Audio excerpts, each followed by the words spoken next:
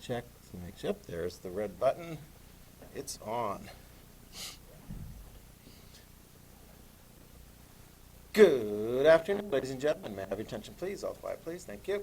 Go ahead and take out your notes. We're continuing on with the Mongols. Yeah. And what was going on with the Mongols. And you guys actually were it's one of those things where it's all kind of weird. I do the stuff in here, and then I got videos for you. Did you guys watch the videos? Not the one that we did in here of like students and so forth. And we did that, I think the last two ones have been the green group. Did you watch the videos that I posted on Google Classroom? Yeah? Yes? What was it about? Real.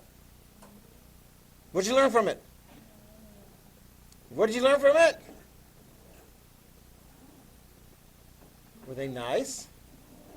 Were the Mongols nice? No. If you're being conquered, the Mongols are not nice. What if you've been conquered already? Are the Mongols nice? How are they nice?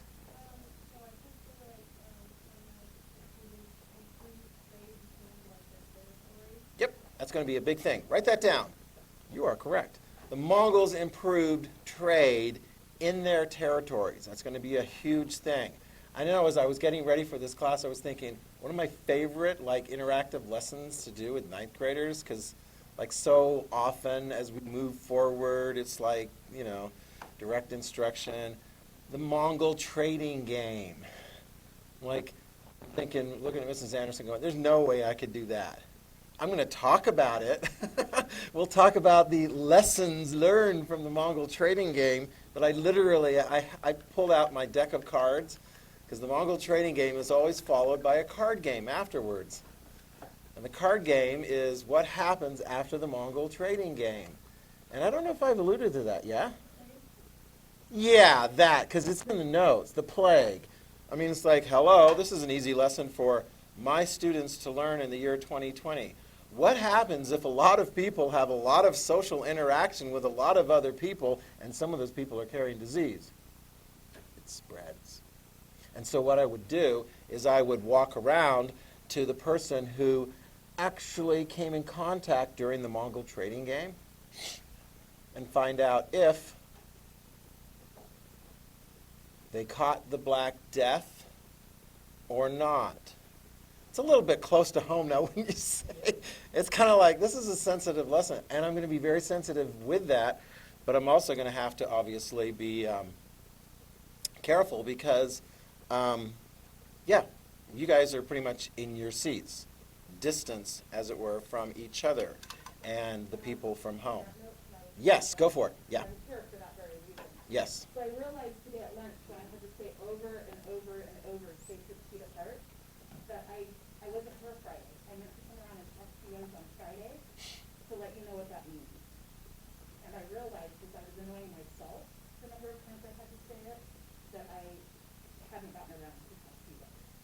So the whole reason we're able to be at school, our school board, they're the ones that made the decision. We presented them with different plans of being remote only, being hybrid, and they were all for being hybrid, but there are certain conditions that we have to meet. One of them is masks, which we're wearing. Another big one is social distancing. And so that means half of you are here. When you're home, the other half comes to school. Pretty obvious. But the social distancing, the 6 feet apart, that's tough. It's tough for grown-ups, too. We had all suffered a practice being apart from each other, because as human beings, we're just used to being a few feet apart, right? So when you are at lunch and your mask comes off to eat, that's fine. It would have to be 6 feet apart. Only people at table. If there's more than two, you're going to turn me hard enough. And if you're all clustered around, that's fine. And when I say take a step back, let's take a step back. That's all it takes. Maybe two if you're really close together. Okay? And I get it. I don't get mad about it unless I have to keep telling you what's different over and over. So I'm happy to give you a Sunday reminder. That's my job. And if I don't, if you guys if it's a free-for-all and you get to do whatever you want, and somebody comes along along and takes a picture and posts it and says, this is what North Korea does for social distancing, who do you think is going to get in trouble? You guys? No, me. This is actually it, because I'm not keeping you safe. That's my job. So it's not because I want to harp on you or get mad at you. That's the least favorite part of being a principal. Trust me. If we can all just make sure that we're doing the right thing, then we'll find it. So, and yesterday, Green Team, they did great. I had to remind a couple kids that they're not all I have to do, and they were fine. So I would love for that to happen when you guys are here on Friday, and then you don't have to see my salary face. Okay. All right, cool. Thank you very much. Thank you, You guys Ms. have a Anderson. good day. Okay. Happy Friday. Yeah, don't get the plague. No. Yeah. We've got enough issues with whatever we're dealing with and so forth. Yeah, no, this is just really weird. All right, so here we go. We've got the videos. If you haven't watched those, watch those. And some of the students are wondering, do I need to take careful notes and so forth on those? You can, right? The notes that you're going to be graded, the material that you're going to be graded on when I give you tests and things like that is what we do in here. With the exception of later when we give you a reading quiz, it's going to be based on the reading, but that's coming up. We're kind of easing you all into what the expectations are and what's going on. Are you guys doing okay so far? Right? Because I remember Mrs. Anderson came around the first time with the green team. She saw like the blue day the very first day, and she's like, "Oh, I need to stock all the green ones." And then I don't know if she hasn't caught you guys. Has she come in any of your classes before? She talked to you about the social distancing? Yeah, so that was like on her to-do list. This is only your third day. I mean, this is my 5th day as a teacher here this year, but it's only your 3rd day. Stay on top of the Google Classroom. I suppose I could check. Raise your hand if you're not a member of my Google Classroom yet. Everyone's looking around. No, you guys are? Okay. I mean, it's actually pretty easy. I do post stuff on there for the at-home folks, including the videos, which I need to make adjustments to the videos because, my gosh, it took me 6 hours to upload those things. So I'm like, I don't know. I think my wife is going to assist in putting it into a lower definition, so it's not like a high def, it's sort of like lowish def, just so it'll load quicker.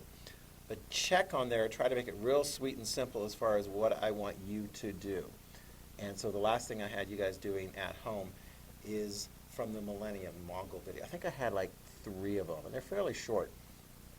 And I'm anticipating for your day tomorrow, when you're not at school, I'll have you watch another Millennium video on the aftermath. We've already got it. Becca has pointed it out. When you have lots of people interacting with each other with the Mongol trade, you're going to have potentially the spread of death. And that's going to be in your notes. We are going to put death in your notes today. And that used to bring a round of like, ha, ha, ha, ha, ha, ha, ha. But now you're like, this is a little bit too real, Mr. Hansen. I mean, seriously. Don't freak me out over like massive pandemics in history. No, actually, pandemics are part of history. You are experiencing history. 100 years ago in this country, were people experiencing a pandemic? Anybody know? Were they? What? You know what it's called? Anybody know what the name of the pandemic that hit the United States as well as other parts of the world? Actually, it killed a lot of people. This was before, major innovations in like science and medicine and so forth, It's called the Spanish flu. That's kind of rude. It didn't even start in Spain. I mean, it's like, where the heck? I don't know. I mean, it got called the Spanish flu, and it was a really deadly variation of the flu. Usually flu can leave young people, older people, and anybody else who catches the flu kind of sick and yuck. Anybody of you guys ever caught the flu? I mean, it's not much fun. Yeah, but I mean, you're out for a little bit and then you bounce back. That particular variation that popped up was very, very deadly in the population. And it hit. I mean, people now today are looking back historically and like, what was it like? People couldn't go to the movie theaters, or they were like waiting for finally things to ease up, and eventually it did, and there were more social practices and things like that, and definitely medical practices that made things safer.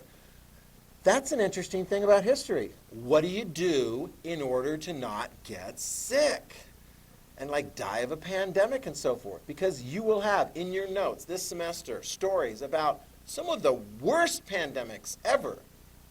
Throw this out. Black Death. You guys cover it. Raise your hand if you're like, I know something about the Black Death. We covered that previously. You probably should have, because it was from the Middle Ages.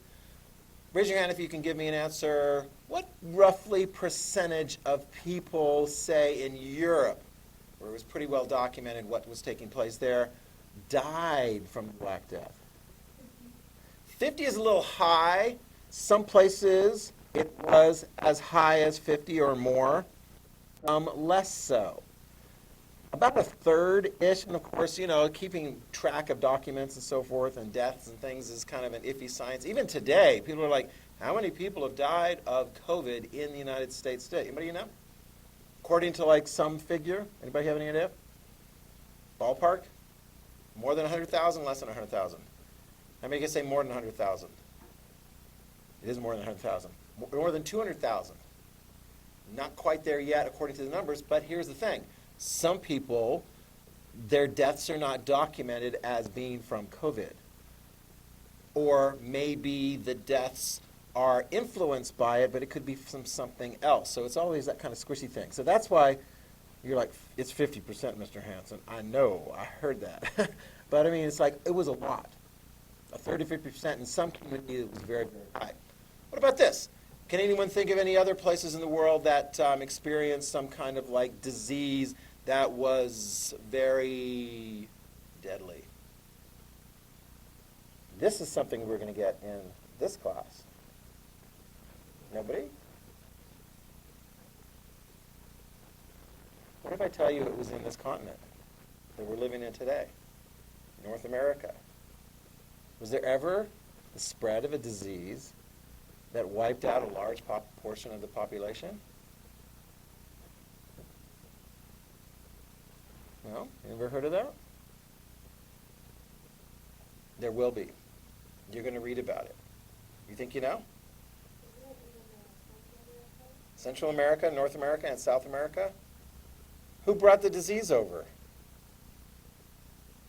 It wasn't there before the arrival of other people to the Americas. Wasn't polio? Polio was a real problem when it existed. One of our presidents, President number 32, Franklin D. Roosevelt, contracted polio as an adult. It left him basically paralyzed from the waist down. He was in a wheelchair, and he served as president, elected 4 different times. Polio was very deadly and dangerous and debilitating, not as big of a problem now that we have like a polio vaccine kind of thing.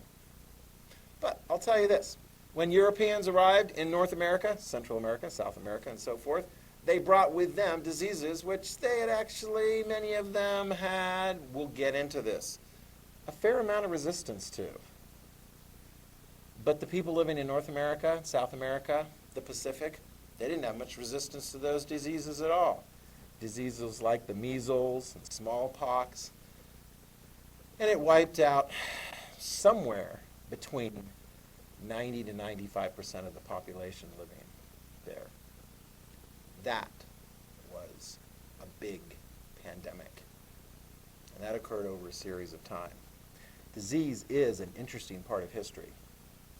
It's a very interesting part of history. And when you look at the kind of things that were taking place, and you see sort of how the disease came in, and how did they deal with the disease and so forth, it's very, very interesting. The things that you guys are looking at, I mean, if you were to look at some of the things that people wore during the time of the Black Death, so that, I mean, they had a sense that they could catch it from somebody else, so people were walking around with these really funky, like pointy, like topped masks or pointy nose masks in order to try and prevent catching it from somebody else. They did understand a little bit that, like, say, for example, if your household had somebody who had caught the Black Death, they might just go ahead and nail the door shut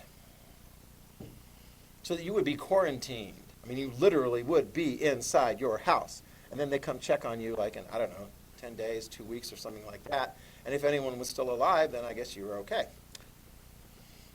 Otherwise, they would, at some point in time, remove the dead bodies, which maybe weren't as contagious anymore. I mean, this is part of history. It's an interesting, interesting part, and I dare say this year it's a little bit different. as far as learning it. And certainly the way that I can teach it to students is a little bit different than I have in the past. I was actually teaching about disease and the Black Death was one of the funnest lessons that I had for all of my 9th grade class. You're like, really? Wonder how that was. How is that possible? But we can't do that. But let me give you the underlying facts. You ready? Let's get to it. The Mongols. What have you got so far? Who was the leader? Genghis Khan. Did he do it all himself? Who else helped him? Mongols. Who was the leader of the Mongols after Genghis Khan was gone? We didn't quite get to that, did we? Who was the leaders of the Mongols after Genghis Khan was gone? It was his sons. Let's back it up a little bit. So we got the Mongols, and they're living in the region that we know today as Mongolia, in Asia. Genghis Khan manages, through difficulty in his early years, I mean, it's like his father was killed, I think he was poisoned or something, and then he ended up like, in a really bad way, but he proved himself. Write it down. Genghis Khan worked hard. He worked very hard. He ended up working in the military of one of the Mongol tribes. You see, there were many Mongol tribes. And they were fighting against each other. They were always fighting against each other. On horseback, over grazing territory and so forth, because these were nomadic people. I think we covered that last time, right? And Genghis Khan worked his way up and ultimately took control of that tribe. He became the leader of that tribe. And then he set about trying to conquer, write that down, the other Mongol tribes. He was a really good military tactician. He knew how to go into a fight. And he succeeded. He defeated the other Mongol tribes. But here was the message that he had for those Mongol tribes. We're all united now. First time ever in history. The Mongol tribes are united under the powerful, dynamic military leader of Genghis Khan. What did he offer to them next? What, are they just going to like chill and go, yeah, we're cool? We conquered. Or are they going to turn their attention outward? What do you think? What are you going to do?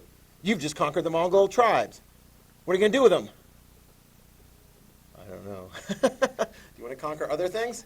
Are there other areas to conquer? Yes, write it down. He decides that he wants to conquer all the people around him. Well, as it turns out, if you go to the north, not as many people. It starts getting really cold and desolate as you head north from the Mongol area up into like Siberia. So a lot of his attention is going to be to the south. There's going to be a grandson, Kublai Khan, who will, and you saw one of the videos, Kublai Khan, he is going to be the ruler after the Mongols conquer China. That's a big accomplishment. Because China is no easy thing to conquer. It's a big civilization. They've got the Great Wall you got to get over. They got Mulan. I don't know if they had Mulan at that time. I think that was an earlier time period. But I mean, they got all these soldiers and stuff. They got fortified cities. Now the Mongols, man, if they went after you in a fight out in the open area, I don't know, what advantages do the Mongols have in a fight in a big open area? I mean, here you are. I'm going to fight the Mongols. What do the Mongols usually bring to battle? What do the Mongols bring to battle? How do they get there? How do they fight? They're on horses, yeah. And they're really, really good at moving around the horses. That's why I like the video. Because they got reenactments of the guys on horses and so forth. I mean, how good were they on the horses? I mean, what could they do on a horse? I'd be happy if I just stayed on the horse, okay? I'd be like, yay, I'm still on the horse. Oh, we're going to do other things besides just ride horses when we're in military combat? What are the things you want to do when you ride on a horse in military combat?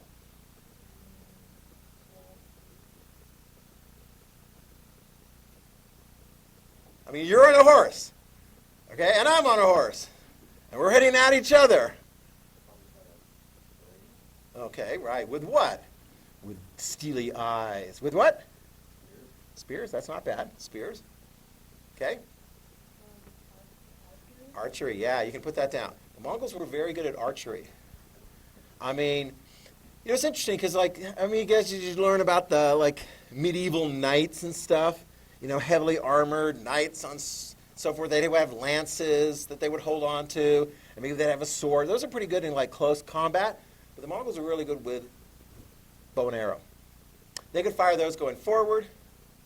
They could fire those going backward. It was a favorite Mongol tactic. They talked about that in the video. Favorite Mongol tactic. They would suck you in too, thinking they were losing. So they would attack. They're attacking. And then it's like, oh no, we're losing. And then they start going the other direction. But here's the deal. When I'm going in one direction, I'm just glad I can head that direction. Mongols could also fire backward. But mostly what they were trying to do is to give you the feeling like you were winning. And if you feel like you're winning, what are you going to do with the retreating enemy? You're going to just let them slack off, then you have to fight them again later? Or are you going to take advantage of the situation and crush them in your will at that moment? Sometimes you want to go just crush them. I mean, just crush them. Take advantage of the situation. Although you have to watch out for a trap. Because the Mongols like to retreat into a particular area, maybe like a gorge or a valley. And then once they got into that gorge or valley, the attacking enemy will look up and go, uh-oh, and see that there's plenty of Mongols on both sides that are now pointing down at them and attacking them. Do you see? It's a trap. They're lured into a trap. Favorite Mongol tactic in open battle. Okay? Another thing that they had to do was to get their opponents to quit without a fight. Let's say we're the Mongols, and you're in a fortified city, and you're like, we've got walls, we've got security, and we're like, yeah, but we're the Mongols. My name is Amiga Montoya. I am the Mongol leader. I don't know, you killed my father, whatever, I'm pulling it from Princess Bride. Prepare to surrender. The Mongols did this. Write this down. The Mongols would go to a community. And usually that community knew that the Mongols were coming. Because the Mongols would send ahead people. Almost like spies. And the spies would send the word. Man, those Mongols are dangerous. Man, those Mongols are deadly. Man, if you ever get into a fight with Mongols, if you get the opportunity, you should surrender. Because otherwise they're going to kill you. Tactic. Write it down. Terror. The Mongols like to send word that would terrorize their future opponents. Now you have to be able to back that up. And the Mongols did have a lot of victories. But you know what? The thing about fighting is you lose some people. And it takes a lot of time and energy and so forth. It's much better if you can come in with a huge reputation and just terrorize them into surrender. Here's your option. Who's the leader of this community? Raise your hand. It's like nose goes. You are the leader. I saw you smile behind that mask. You are the leader. Everyone's like, yeah, he's the leader. And they're like, man, it sucks to be you because, man, they go after the leader. Yeah? Here, you are the leader of this community. You have an option. 2 options. 1, today you surrender to the Mongols. We will take control of your community. What do you get? Your life. 2, you don't surrender to us today. We have to fight and kill you. Now put this down. When the Mongols were going after like a fortified town, with walls and everything, you would have to use, I don't know, what kind of weapons can you use against a wall? Yeah?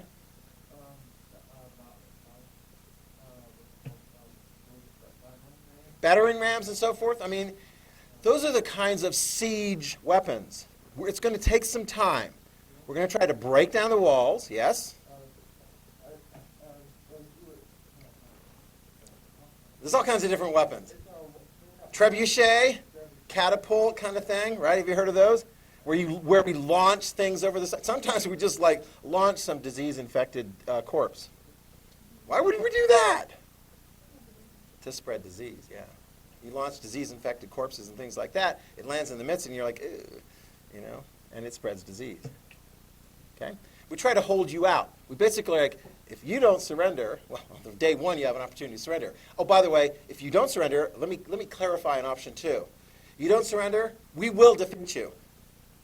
we will defeat you over time. You're going to starve out or die of thirst or whatever. Or if you try to surrender like after a week or 2 or 3, what are we going to do with you then? We're going to kill all of you. Do you understand that?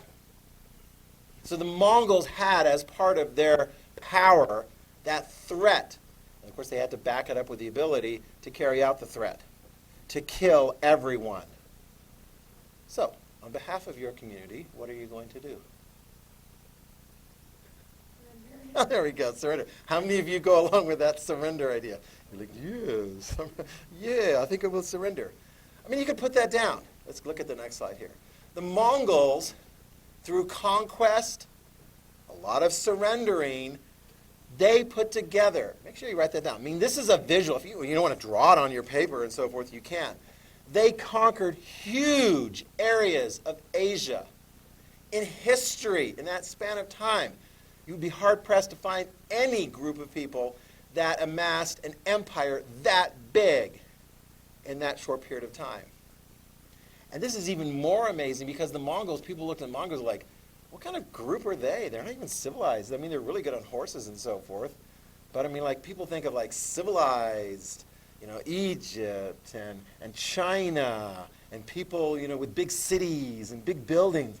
Mongols didn't build big cities or big buildings and things like that.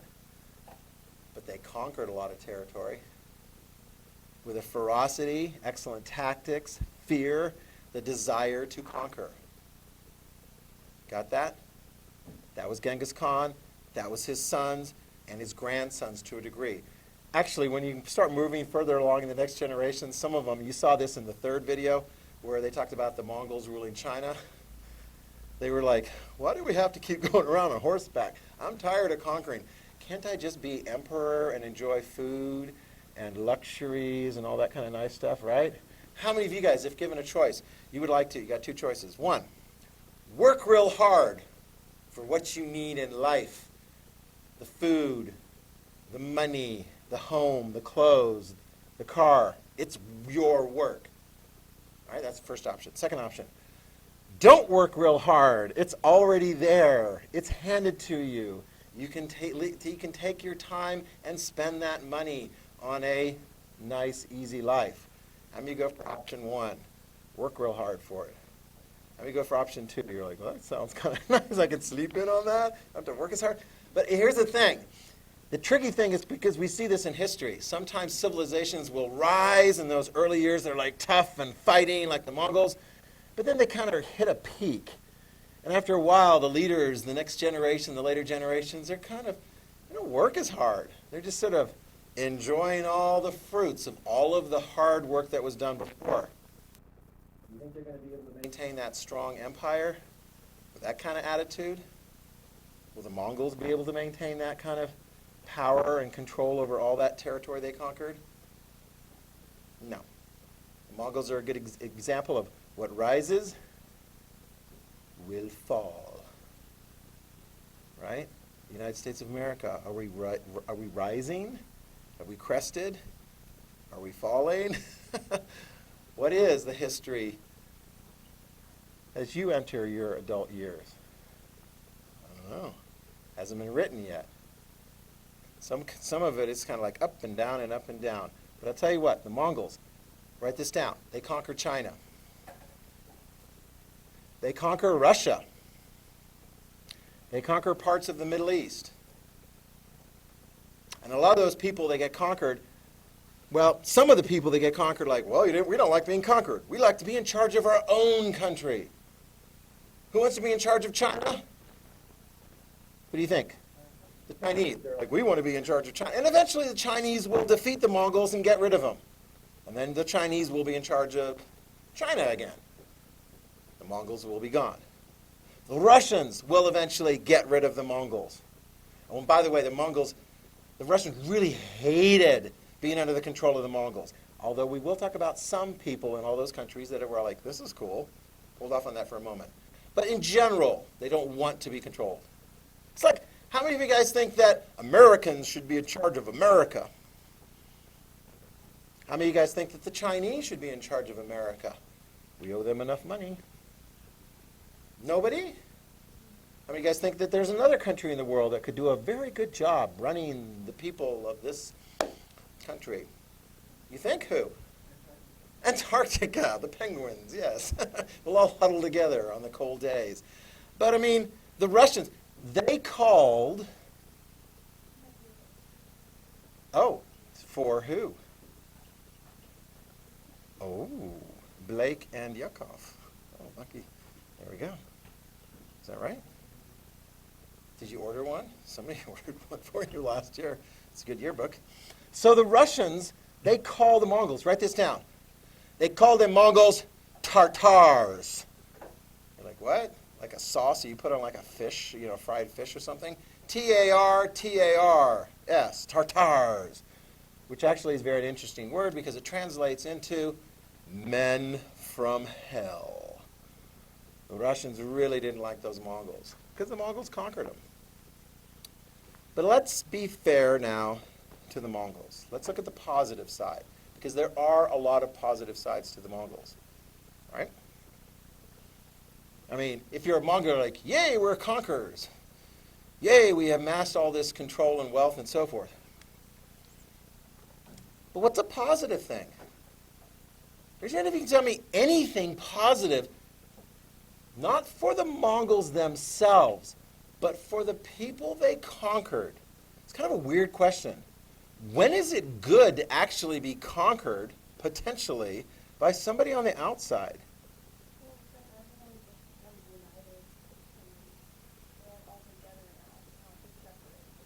It's very good. Write that down.